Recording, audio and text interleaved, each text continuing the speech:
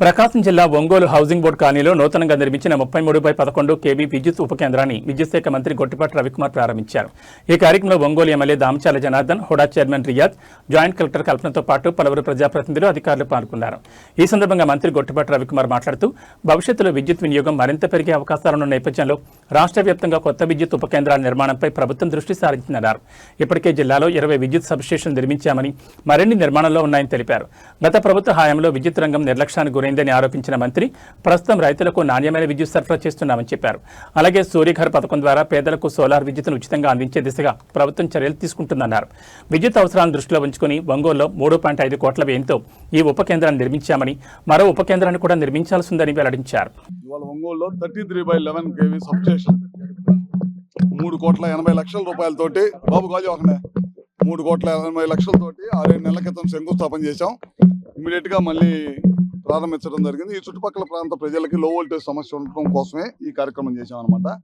ఇట్లా ఒంగోలులో ఇంకొక ఇండోర్ సబ్స్టేషన్ చేస్తున్నాం, సెమీ ఇండోర్ సబ్స్టేషన్ 7.5 కోట్లతో. అది కూడా తొందరలోనే 1 నెల 2 నెలల్లో అది కూడా కంప్లీట్ చేస్తాం.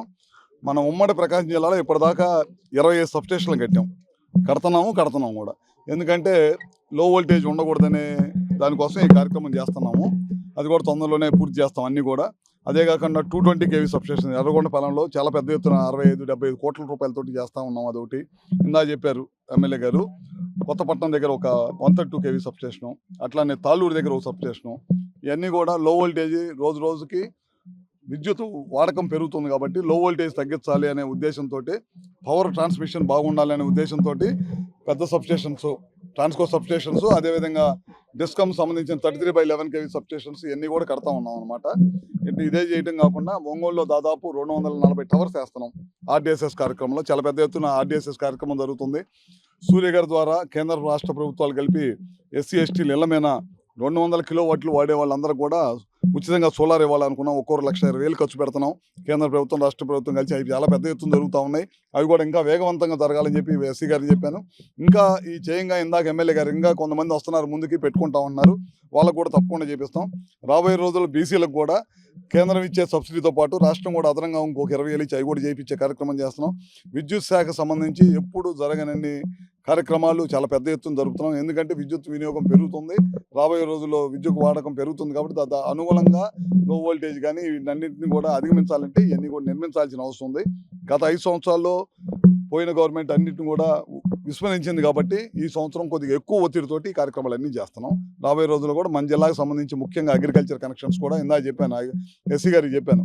రేపు వ్యవసాయ సీజన్ బిగిన్ అయ్యే లోపల ట్రాన్స్ఫరాలు, పోల్స్, కండక్ట్ ఇచ్చేసి వ్యవసాయానికి సిద్ధంగా ఉన్న రైతులకు అందరికి కూడా కరెంటు సమస్య లేకుండా చేయమని చెప్పాను. నిన్న అదనంగా 100 ట్రాన్స్ఫరాలు కావాలన్నారు.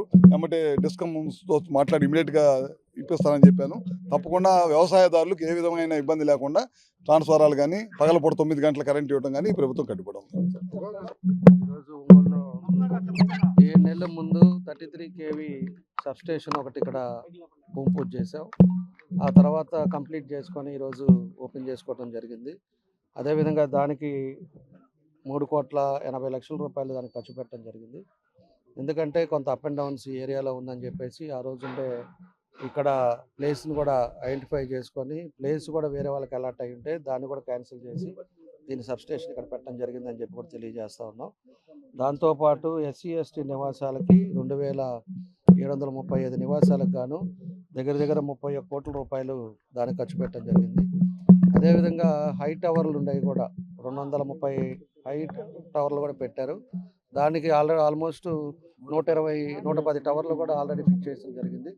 చిన్న స్తంభాలన్నీ కూడా ఇవన్నీ తీసేసి పెద్ద వాటికి వైరింగ్ అంతా కూడా పైకి వెళ్ళేటట్టుగా ఈరోజు చేయడం జరుగుతూ ఉంది. దానికి 15 కోట్ల రూపాయలు ఈరోజు ఖర్చు పెట్టడం జరిగిందని చెప్పి తెలియజేస్తున్నాం. ఇంకోటి పొలవపేట దగ్గర ఇండోర్ సబ్స్టేషన్ కూడా, దాన్ని కూడా పోయినసారి 14-19లో ఉండే టైంలో ఆ రోజు స్థలం కూడా ఎలక్ట్రిసిటీ వాళ్ళకి ఇవ్వడం జరిగింది. దాన్ని ఆ రోజుల్లో చేయలేకపోయారు. ఆ తర్వాత 5 సంవత్సరాలు కూడా దాన్ని పట్టించుకోవాలా. మళ్ళీ ఇప్పుడు ఇండోర్ సబ్స్టేషన్ కూడా దానికి దగ్గర 7.5 కోట్ల రూపాయలు ఖర్చు పెడుతూ దాన్ని కూడా పని మొదలు పెట్టడం జరిగింది. ఇవన్నీ కూడా చేయటానికి మొదటి కారణం మనకి విద్యుత్ మినిస్టర్ కూడా మన జిల్లా అవ్వటం, మన మనిషి అవ్వటం. కాబట్టి మన జిల్లాకు ప్రత్యేకంగా ఎక్కడా కూడా అంతరాయం లేకుండా ఈరోజు అన్ని ప్రాంతాల్లో కూడా ఎలక్ట్రిసిటీ ఇబ్బంది అనేది లేకుండా ఈరోజు చేయడం జరుగుతూ ఉంది. ఎక్కడ పోల్స్ కావాలంటే అక్కడ ఇస్తూ ఉన్నారు, ఎక్కడ సబ్స్టేషన్ కావాలంటే అక్కడ ఇస్తూ ఉన్నారు. ట్రాన్స్ఫార్మర్లు ఎక్కడైనా కూడా కాలిపోయి ఇబ్బందులు ఉంటే ట్రాన్స్ఫార్మర్లు ఇస్తున్నారు ఈరోజు. కాబట్టి ఎలక్ట్రిసిటీలో అన్నీ కూడా ఇబ్బంది లేని కార్యక్రమాలు కూడా జరుగుతున్నాయని చెప్పి తెలియజేస్తున్నాం. అదేవిధంగా 14, 19లో కూడా మన కొత్తపట్నం దగ్గర 132 పెద్దది 21 కోటితోటి అక్కడ కూడా ఒక సబ్స్టేషన్ పెట్టడం జరిగింది. దాన్ని అప్పటి నుంచి ఇంతవరకు జరగలేదు. అది కూడా ఇప్పుడు మనం వచ్చిన తర్వాత, మన ప్రభుత్వం వచ్చిన తర్వాతే దాన్ని కూడా మొదలుపెట్టాం. దాన్ని కూడా పూర్తిగా వస్తూ ఉంది. అది నెక్స్ట్ మంత్ దాన్ని కూడా ఓపెన్ చేస్తే ఆ కొత్తపట్నం మండలం కానీ, అదేవిధంగా కొన్ని ప్లేసెస్ అన్నీ కూడా ఈరోజు బాగుండేటట్టు, వ్యవసాయానికి ఇబ్బంది లేకుండా ఉండేటట్టుగా ఇవన్నీ కూడా కార్యక్రమాలు జరుగుతున్నాయని చెప్పి తెలియజేస్తా ఉన్నాం.